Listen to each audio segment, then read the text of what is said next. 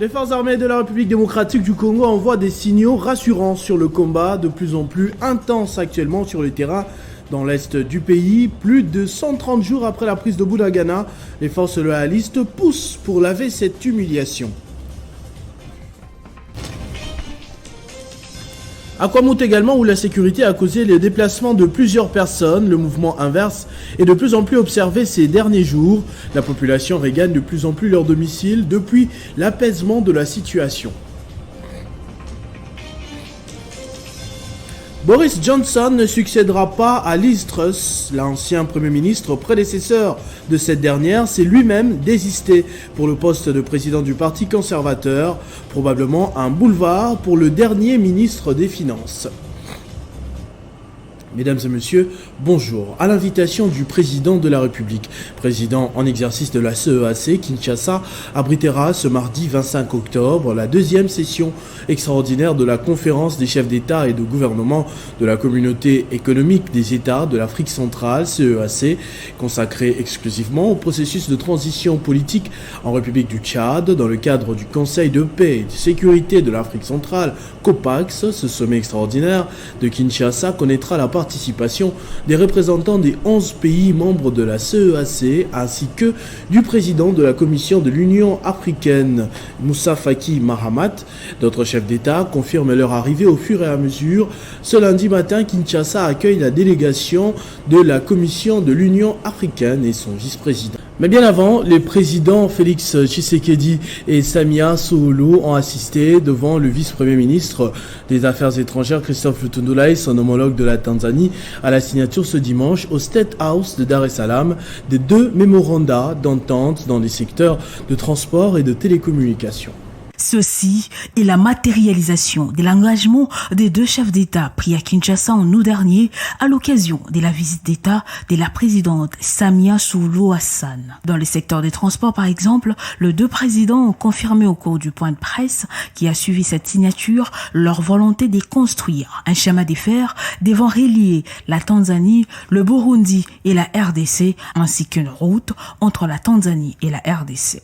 Les deux chefs d'État ont eu une première rencontre en tête-à-tête avant d'élargir les échanges avec leurs délégations respectives. Devant la presse, les présidents Félix-Antoine Tshisekedi et Samia Suluhu Hassan ont affirmé que les échanges bilatéraux ont porté sur la volonté de deux pays voisins à redynamiser les relations bilatérales dans plusieurs secteurs, notamment la sécurité, le transport, les changements climatiques.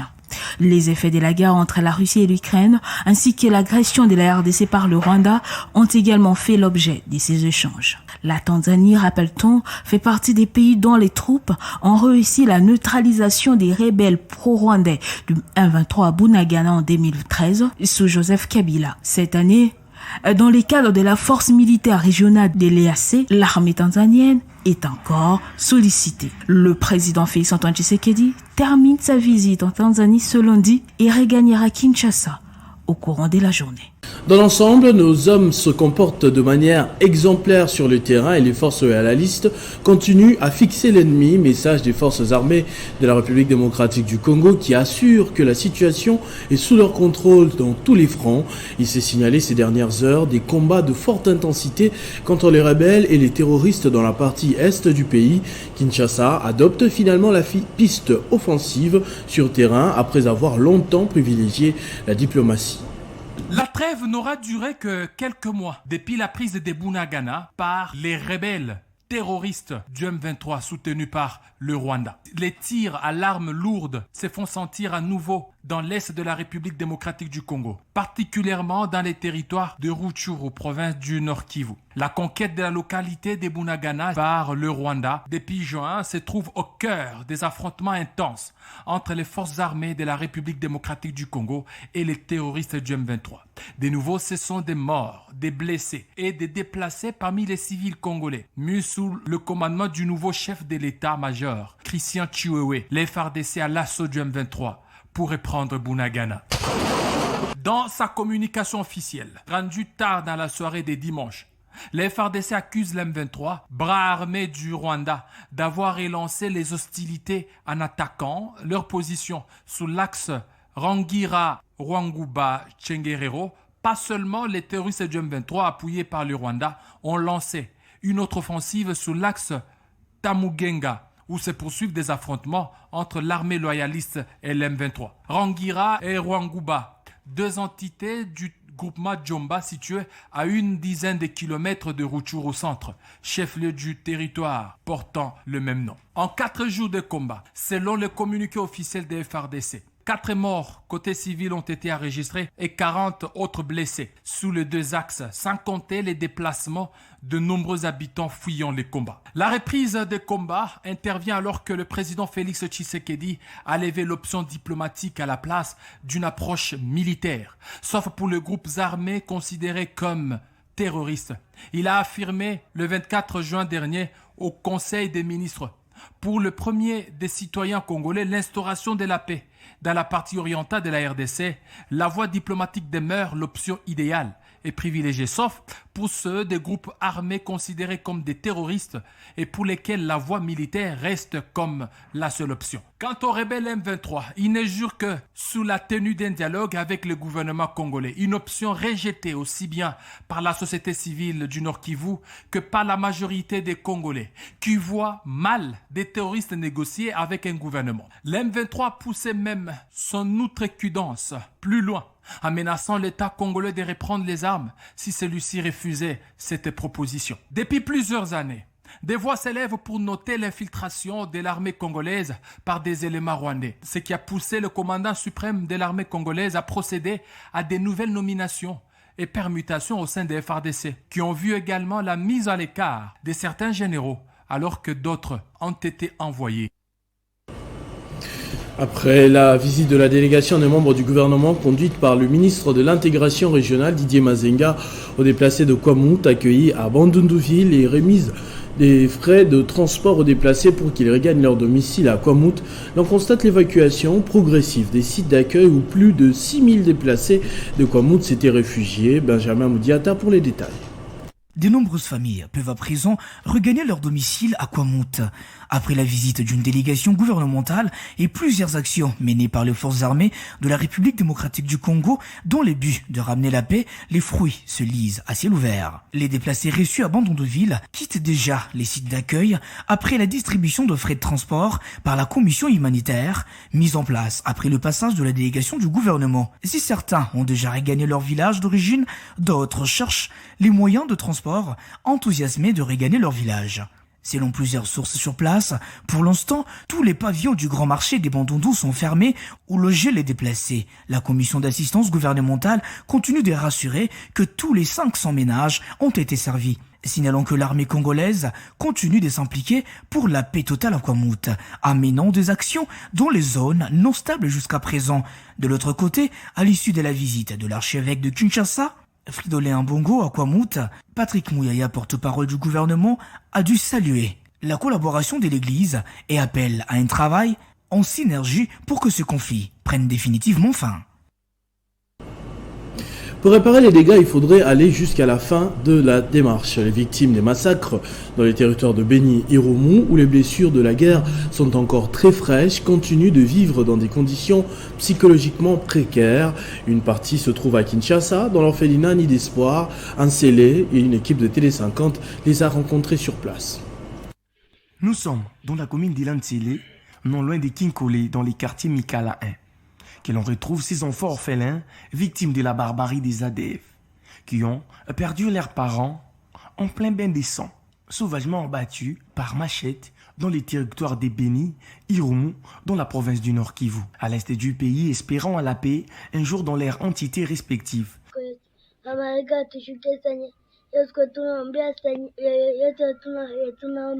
Ces orphelins, chaque matin, partagent la parole de Dieu pour crier les sons de leurs parents. Cet orphelinat qui n'a ni courant, ni eau potable, loin d'un bon logement, voilà une sorte de continuité de leur souffrance. Parmi ces enfants, nous pouvons voir cette victime qui avait fait pitié, retrouvée sur les cadavres de sa maman, déjà décapitée les jours passés. Le voilà grandir. Madame Riziki Kivambi, Solange est propriétaire de cet orphelinat et sonne un cri d'alarme.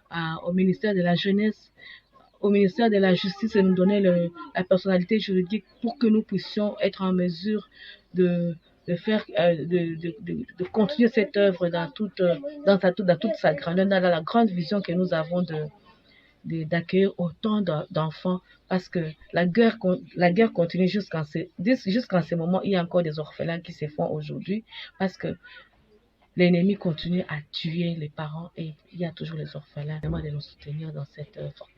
Un bon geste suffirait pour soulager ces enfants par les bienfaiteurs et pour les gouvernements, car les traumatismes incarnent déjà leur humanisme. Faut-il craindre que le drame de Matadi Kibala se reproduise dans la commune de Bandalungwa? La question vaut son pesant d'or lorsqu'on observe des poteaux en bois soutenant les câbles électriques qui sont en état de dégradation très avancée.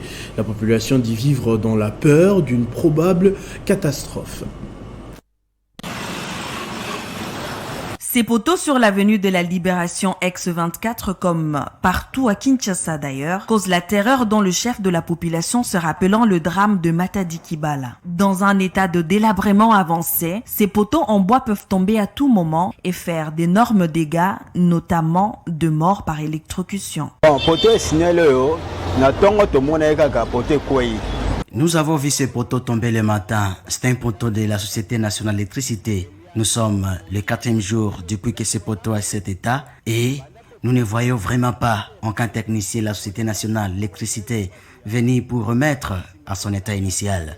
Avec cette position, il causerait des dégâts énormes, soit sur un véhicule qui roule et soit créer une embuscade. L'utilisation d'un poteau en bois devrait rester un moyen temporaire, à en croire cet intervenant. Le message que je donne est que la Société nationale d'électricité du pays doit venir s'y acquérir. Mais le mieux à faire, c'est de mettre un nouveau poteau en acier. C'est très important. C'est qu'attend la population de la part de responsables de la Société nationale d'électricité. En civil ont été tués samedi dans l'ouest du Niger lors de plusieurs attaques de djihadistes présumés qui surviennent après plusieurs mois d'accalmie dans cette région proche du Mali. C'est cette triste nouvelle qui ouvre notre page panafricaine. C'est vers 11h que les 3 camions ont été attaqués le samedi dernier sur une route sablonneuse et déserte entre la ville de Banibangu et la localité de Tizigoro, près de la frontière du Mali, par des hommes armés, et les 9 membres à bord ont été tous assassinés. 2 autres personnes sur une moto ont été également tuées, a affirmé dimanche un responsable municipal de Banibangu, la commune où les attaques ont eu lieu. L'un des camions venait de quitter Banibangu où il avait livré la veille du ciment à des entrepreneurs. Ces attaques interviennent après plusieurs mois d'accalmie dans la zone de Banibangu, près de la frontière du Mali, où des djihadistes présumés avaient multiplié depuis 2021 les assauts, particulièrement sanglants, contre des civils dans leurs villages et dans leurs champs. Boris Johnson, ancien Premier ministre britannique auquel on prêtait la volonté de succéder à Liz Truss, la démissionnaire s'est retiré lui-même de la conquête à la présidence du parti conservateur et au poste de Premier ministre. Il l'a personnellement annoncé hier dans un communiqué. Ce retrait pourrait donner la passe à la nomination inédite de l'ex-ministre des Finances Rishi Sunak dès aujourd'hui lundi. Contre toute attente, l'ex-premier ministre britannique Boris Johnson a renoncé le dimanche 23 octobre dernier qu'il lâche prise. Il renonce donc à se présenter dans la campagne pour 10 Downing Street, en laissant donc le chemin grandement ouvert au grand favori Rishi Sunak pour succéder, sauf nouvelle aventure ou coup de manœuvre, de dernière minute à Liz Truss, la première ministre la plus éphémère de l'histoire du Royaume-Uni. Juste avant de partir, l'estimé Boris Johnson avait affirmé dans un communiqué qu'il avait obtenu les 100 parrainages nécessaires pour se présenter. Malheureusement, selon lui, ces derniers jours, il est arrivé à la triste conclusion que ce ne serait simplement pas la bonne chose à faire, en ajoutant que l'on ne pouvait pas gouverner sans un parti uni au Parlement. Les mots relayés de Boris Johnson dans plusieurs médias. Les paris est alors presque gagnés pour Rishi Sunak, jusqu'à preuve du contraire. Presque seul à la course, Rishi Sunak, 42 ans, s'était lancé depuis hier dans la course pour succéder à Liz Truss, en mettant toutes les chances de son côté. Boris, lui, reste sur la touche en espérant amener les conservateurs à la victoire en 2024. Funérailles de l'écolière de 12 ans, dont le corps a été retrouvé mutilé dans une valise il y a 10 jours à Paris, auront lieu ce lundi à 14h30 à Lillers, la ville natale de sa mère, dans le nord de la... Lola pourra enfin reposer en paix dans le nord de la France à Lillers, la ville natale de sa mère. Les obsèques seront ouvertes à tous ceux qui souhaitent lui rendre un dernier hommage, déclarent ses parents. Par contre, l'inhumation au cimetière se fera dans la plus stricte intimité, ont-ils précisé. Les parents de la fillette de 12 ans ont demandé aux politiciens de ne pas utiliser le cas de leur petite Lola à des fins politiques. La cérémonie des obsèques sera célébrée par Olivier Le Borgne, l'évêque d'Arras, dans l'église Saint-Omer, a annoncé jeudi le diocèse. Le ministre de l'Intérieur français Gérald Darmanin sera présent à la cérémonie. Les parents de Lola souhaitent que la cérémonie des obsèques se passe avec respect et dignité, en respectant la distance nécessaire. Ils espèrent que ceux qui viendront apporter leur soutien le feront sans signe d'appartenance politique. Rappelons que ce forfait a été commis par une jeune femme algérienne de 24 ans ayant des antécédents de troubles psychiatriques qui par la suite a été accusée du viol et du meurtre de la petite fille de 12 ans, jusque-là connue sous le nom de Lola.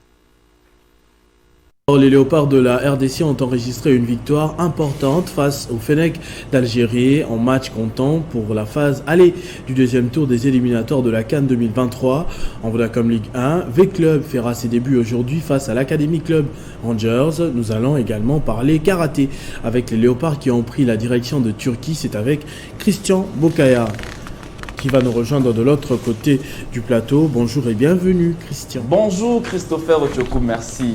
Très heureux de vous voir sourire. Christian, on va commencer avec les nouvelles des éliminatoires de la CAN 2023. Ouais. Les Léopards U23 sont impitoyables face au Fennec d'Algérie. Ils ont enregistré une victoire hier face aux Algériens. On va dire une victoire importante puisqu'ils ont créé de la sensation au stade de Martyrs de la Pentecôte en infligeant un score lourd des 4-1 au Fennec U23 d'Algérie. Gloire Moujaye a allumé la mèche à la 3e minute de jeu. Il sera imité par Jonathan Ikangalombo à la 17e minute de la partie. Le joueur du Daring Club Motema Pembe va s'offrir un doublé à la 20e minute de la partie. Au retour des vestiaires, John Bakata du tout-puissant Mazembe Anglebert va clouer les Fennecs d'Algérie en inscrivant les 4e buts du match. Et les visiteurs réussiront quand même à réduire l'écart à la 85e minute de jeu. Les Léopards de la RDC tenteront en tout cas d'achever le travail en Algérie lors de la manche retour prévue le 29 octobre prochain à Sétif. Avant de passer à la prochaine étape, on écoute ici la réaction du sélectionneur adjoint des Léopards U23, Papi Kimoto. C'était bien sûr en conférence de presse d'après-match. On s'est dit, nous, le staff et les joueurs, on s'est créé pas mal d'occasions à chaque rencontre, mais on marque peu. On a eu beaucoup de temps, on a passé beaucoup de temps tout au long de la semaine à travers seulement devant le but. On a vu mettre notre plan de jeu, ça a marché à merveille grâce à Dieu. Aujourd'hui, on a eu la chance, on a marqué toutes les occasions qu'on a eues en première période, contrairement à d'autres matchs, même les matchs passés. Et la détermination, ça, des matchs comme ça, on ne peut pas même parler de la détermination, parce que c'est elle-même la détermination marquante comme ça. On avait à cœur de pousser, de presser cette équipe algérienne, parce que l'Algérie, c'est une grande nation de football, ça il faut le reconnaître. Ce n'est pas parce que vous gagnez aujourd'hui et que tout est fini. Je sais qu'en Algérie, ça va être encore très compliqué pour nous, parce que c'est une très bonne équipe. Et ils ont raté seulement leur entame du match, moi je pense. Mais, voilà, c'est la détermination, comme vous le dites. On avait à cœur à terminer les matchs en première période et la chance nous a sauvé, tout simplement. Tout est encore possible. C'est du 50-50. Et rien n'est encore fait. On a fait comme un match, ça reste encore là-bas en Algérie. Ça va être compliqué. Rien n'est encore fait. Et on va encore travailler. Heureusement, maintenant on connaît bien nos adversaires. On va essayer de mettre un plan de jeu pour ces matchs retour, mais rien n'est encore fait. C'est 3 billes dans un match de football, c'est rien. On ne va pas aller jouer à 10 derrière sans attaquer ça, hors de question. On va jouer pour marquer. On va essayer de marquer là-bas pour leur compliquer la tâche aussi. Voilà, on va également parler de Vodacom Ligue 1 où Mazembe a cartonné. Le Popo s'est imposé, mais V-Club toujours attendu. V-Club toujours attendu, les Moscovites devront faire leur entrée ce lundi, bien sûr, face à la formation de Rangers. Ce sera bien sûr à 17h. À 13h, la formation du FC Renaissance du Congo affrontera l'AC Kouya. Et puis à 15h, le Daring Club Motema Pembe sera face à la formation de la jeunesse sportive de Kinshasa. Sur ces tableaux, on peut bien voir les différents résultats de matchs joués bien sûr hier. À Kolwezi, les Corbeaux sont allés en tout cas battre les Kamikazes de l'AS Simba sur le score de 3-0. Ce succès a été acquis grâce à Philippe Kinzumbi qui a signé au passage un doublé. L'autre but est l'œuvre d'Adam Bossunzali. De son côté, le FC Blessing du Lolaba a douché la jeunesse sportive groupe Bazano en lui infligeant un score très salé, en tout cas des 3-0, toujours au stade de Dominique Diour. À Likassi, les cheminots du FC Santelor Lupopo ont enregistré hier leur première victoire de la saison en venant à bout de l'US Panda, 3-2. Voilà en tout cas les quelques résultats de match joués hier au niveau de la Vodacom Ligue 1, Christopher. Les résultats aussi en Europe dessinent déjà le futur. Vous avez fait une petite sélection pour les grands championnats. Et on va commencer bien sûr en Angleterre avec la Première Ligue. Il faut déjà dire que le score d'un but partout. Pourtant, les visiteurs ouvraient en premier. Le score à la 11e minute de jeu grâce à Granit Xhaka. Samedi, Manchester City a étrié Brighton 3-1. L'incontournable attaquant norvégien Haaland a encore signé un doublé. Et l'autre est super but de Kevin De Bruyne. On va quitter bien sûr l'Angleterre pour se rendre à présent en Espagne et parler de la Liga avec le Barça qui se remet en confiance après avoir enchaîné des piètres figures. Le Blaugrana ont écrasé l'Atlético Bilbao hier 4-0 grâce notamment à Ousmane Dembélé à la 12e minute de jeu. Il sera imité par Sergio Roberto à la 18e minute. Robert Lewandowski va aussi participer à ces festivals de buts en marquant à la 22e minute de la partie et Ferran Torres va fermer bien évidemment la boucle à la 73e minute. Le Barça enregistre une victoire importante avant son match de la Ligue des Champions demain contre le Bayern Munich. Le Bayern qui ne viendra pas en tout cas au Spotify Camp Nou en Bayern Munich. Et sinon, le Real Madrid continue déjà de progresser en Liga. Lui qui est déjà qualifié en 8e de finale au niveau de la Ligue des Champions. Il faut dire que les Merengues ont atomisé Séville samedi sur le score de 3-1. Luka Modric marquait le premier but du match à la 5e minute de jeu sur une passe décisive de Vinicius Junior. Séville va remettre bien évidemment le pendule à l'heure à la 54e minute de la partie. Vinicius va de nouveau offrir un cadeau à Lucas Vazquez à la 79e minute et Federico Valverde va tirer les rideaux du match à la 81e minute sur une frappe bien armée. Christopher Ochokoum, je pense que cette victoire vient encore une fois de plus confirmer la suprématie du Real Madrid, le Real qui est bien sûr le tenant du titre au niveau de la Ligue des Champions et voilà au niveau de la Liga. C'est peut-être un peu tôt de le dire, mais c'est vrai que c'est un début de saison quand même remarquable. Oui, le Real qui enchaîne des victoires et on ne voit pas ce club lâché déjà, baisser pavillon, ce club qui est toujours assoiffé de gagner et gagner, ça laisse présager déjà un très bon signe pour la suite de la saison. Assez parlé football, on va parler karaté maintenant. Ouais. Vous nous avez prévu quand même des nouvelles du championnat du monde de karaté avec les léopards qui sont à l'affût. Ils sont à l'affût, ils vont quitter le pays demain. Ils devaient quitter le pays hier dimanche, mais ils n'ont pas pu le faire suite à des petits problèmes techniques. Alors il faut dire que les léopards seniors et cadets vont se rendre en Turquie où se tiendront le championnat du monde du 26 au 30 octobre prochain. C'est avec un moral requinqué que les fauves congolais vont prendre part à ces hostilités après avoir passé plusieurs semaines de préparation à Kinshasa. On écoutera le président de la Fédération de karaté-do du Congo, Maître Freddy Lakombo, dans notre édition vespérale de 19h45. Ce sera avec Nathalie Okomposo. Merci beaucoup, Christian Bokaya, pour toutes ces nouvelles. On se retrouve, comme vous avez dit, à 19h avec l'édition vespérale. Et ce sera avec le même plaisir. Merci. Ouais, merci. Ce journal est terminé. Je vous en rappelle tout de suite les principaux titres. Les forces armées de la République démocratique du Congo envoient des signaux rassurants sur le combat de plus en plus intense actuellement sur les terrains dans l'est du pays. Plus de 130 jours après la prise de Bunagana, les forces loyalistes poussent pour laver cette humiliation. À Kwamout également, où la sécurité a causé les déplacements de plusieurs personnes, le mouvement inverse est de plus en plus observé ces derniers jours. La population regagne de plus en plus leur domicile depuis l'apaisement de la situation. Boris Johnson ne succédera pas à Liz Truss, l'ancien Premier ministre prédécesseur de ces dernières, s'est lui-même désisté pour le poste de président du Parti conservateur, probablement un boulevard pour le dernier ministre des Finances. Ne nous quittez pas, la revue de presse d'Amina Bayombo, c'est dans un instant.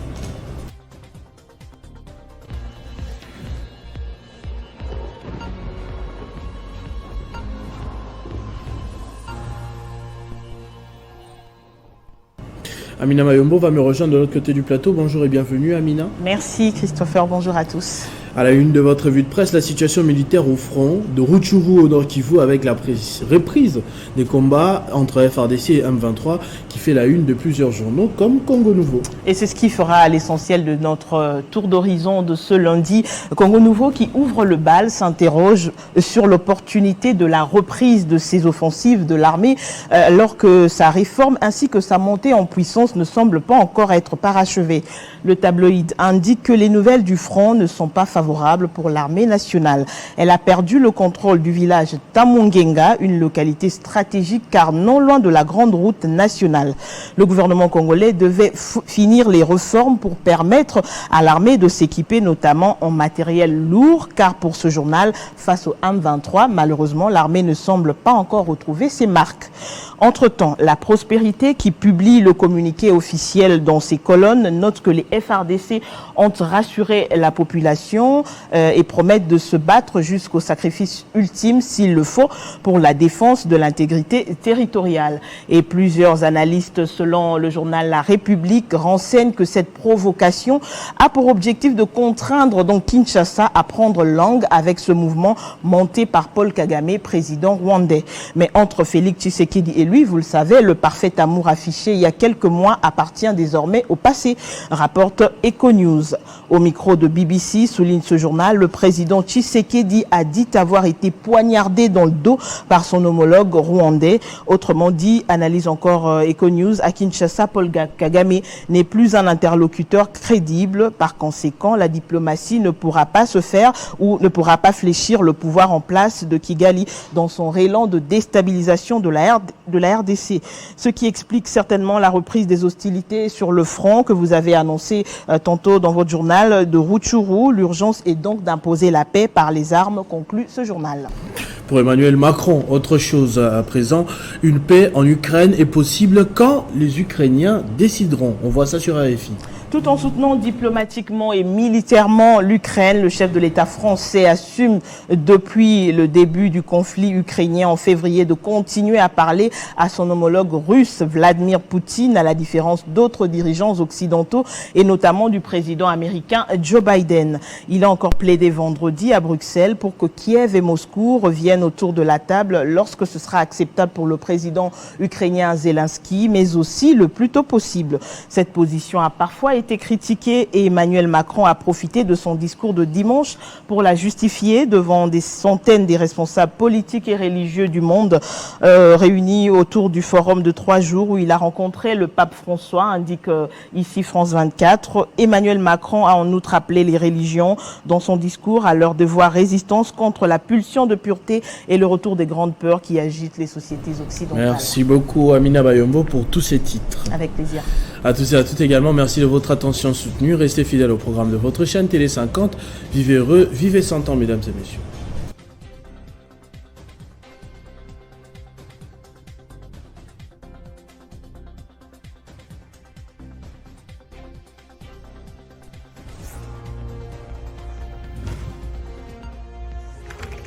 L'actualité reste incontinue.